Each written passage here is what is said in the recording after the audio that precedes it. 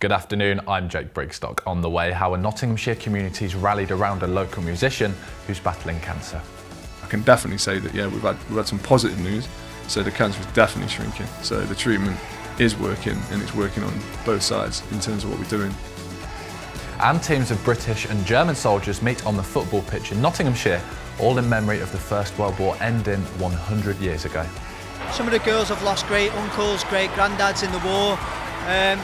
When the manager, when Mags gave that a speech before the game, I actually nearly cried.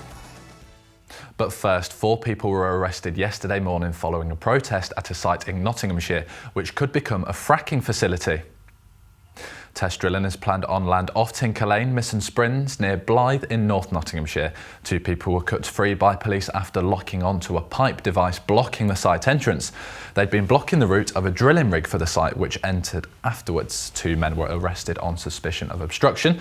Another was detained on suspicion of breaching the peace, and a third on suspicion of a public order offence. Traders at the cattle markets who were affected by the fire on Sunday evening are now being offered free space to trade in the Victoria Centre market. It's estimated 14 businesses have been damaged by the blaze, which ripped through the heart of the historical site. The City Council say they want to help those affected get back on their feet as quickly as possible, and some businesses are already looking at taking up the opportunity.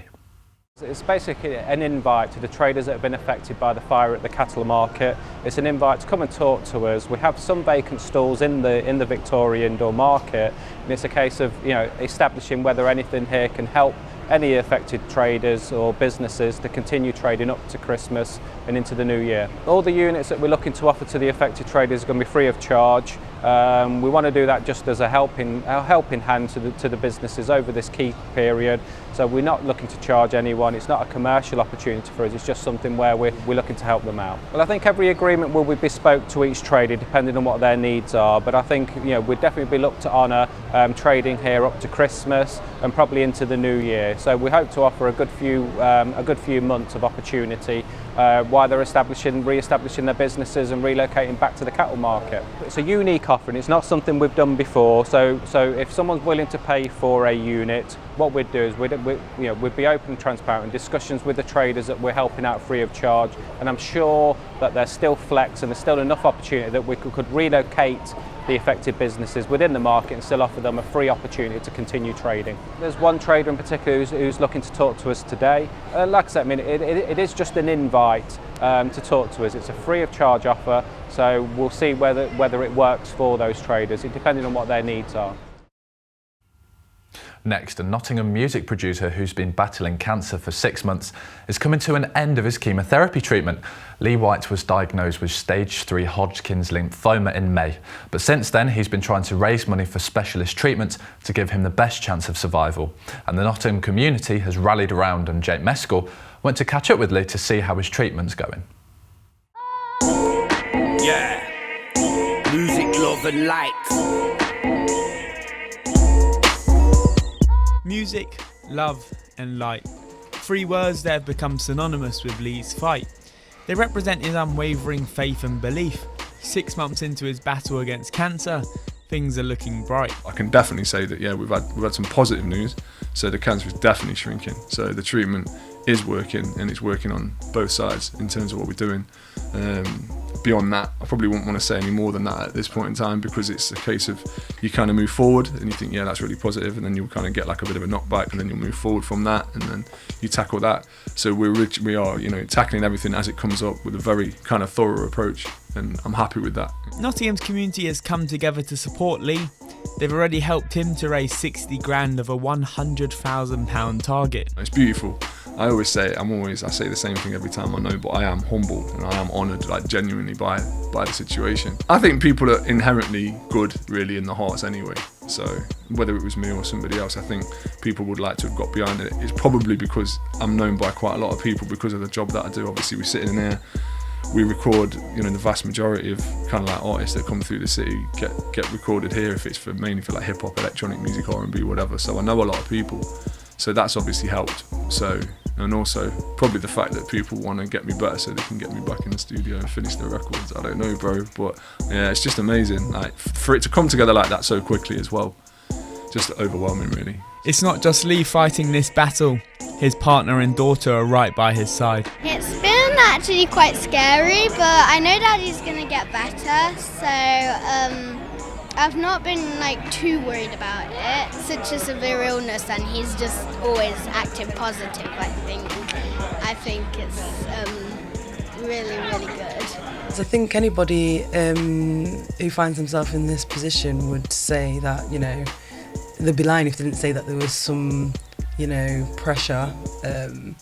But we just take it day by day, and we crack on and we look for the positives, and that's just all you can do, really. If we need to have a cry, we have a cry. If we need to have a hug, we have a hug. With chemotherapy now coming to an end, Lee and his family are optimistic about a bright future filled with music, love and light.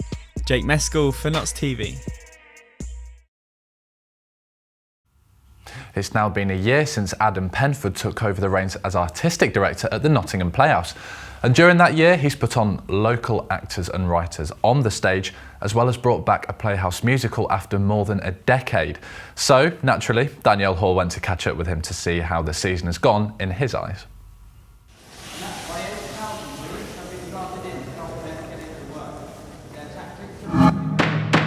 You have a choice. You may go to jail, or you may go to Camp Green Lake.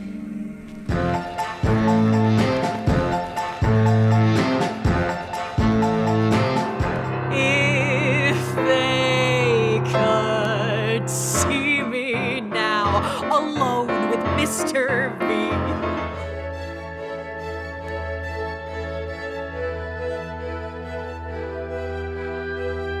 Let's first look back on the year that's been for you, because it's been quite a first year, I would say. I think we've had a good year, I think. Yeah, you're right, we've done an awful lot this year. We started with Wonderland, which was by a local writer about the miners' strike. Then we did our first family show for a long time, Holes. And then Shebeen, which was about the Nottingham race riots by another local writer. And then at the beginning of the autumn season, we did our first musical in a very long time, Sweet Charity. Then we just had Kinder Transport. And then last night we opened The Madness of George III. That is quite the first season, I would say. And I know that when you first came back, because you are a Nottingham boy yourself, when you first came and took on this role, you really wanted to kind of champion local actors, local writers. Do you feel like you have had the opportunity to do that? Yeah, I'm really proud of the fact that when I first started, we did general auditions so I could meet as many local actors as possible.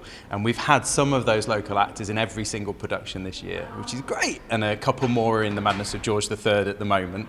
And many of the plays this year have been by local writers. Beth Steele's Wonderland, she's from North Notts. And Mufaro Makabika, he lives in St Anne's. And we've got more next year coming up.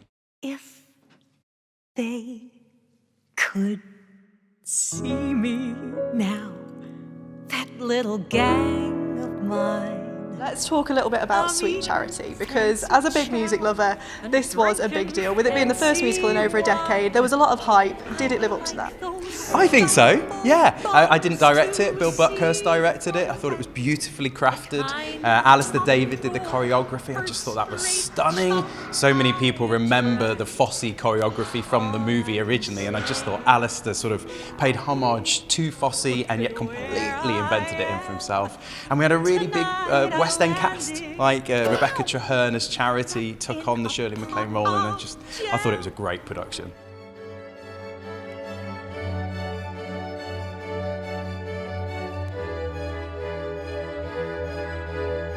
And to finish the season with The Madness of King George, with Mark Gatiss and with Adrian Scarborough, what a finale to your first season. Yeah, it's a big show. There's 17 actors. It's a massive cast, and they're all fantastic, I think. But you're right, Adrian Scarborough, local lad, he's worked at the Playhouse about 20 years ago. It's great to have him back. And Mark Gatiss playing George III. I think he just gives the most commanding role, and he's getting fantastic reviews from the theatre critics today, and well deserved. And finally this afternoon, teams of British and German soldiers played at Meadow Lane and the City Ground yesterday. The Games of Remembrance mark 100 years since the end of the First World War. The women's teams met at Meadow Lane yesterday afternoon, and although the Brits lost that game, any disappointment wasn't enough to dent this special occasion.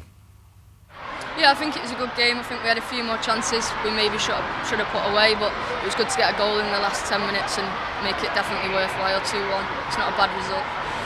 The kids in the crowd were loving it. They were screaming it. Have you ever had a bigger reaction to scoring a goal? No, I don't. I almost didn't know how to celebrate. The reaction was that big, so I don't think any of us have played with even half that crowd, so it was amazing to play in that atmosphere. It was an honor for us to be part of this great event. It was very good organized. We had a lot of fun. The game against the British team was very hard, but and very, very fast. But in the end, we win, and that's good. To be involved with something so prestigious, 100 years on, it's been really touching. It's been heartfelt. I mean, some of the speeches that I've heard in and around the changing rooms that the girls have been given. Some of the girls have lost great uncles, great granddads in the war. When the manager, when Mags gave that a speech before the game, I actually nearly cried. It was just how the whole the day, the build up to it. It's been really good, and I think it's been really well run. That's all for now. Be sure to tune into our Up Notts Remembrance special at 5:30. Bye bye.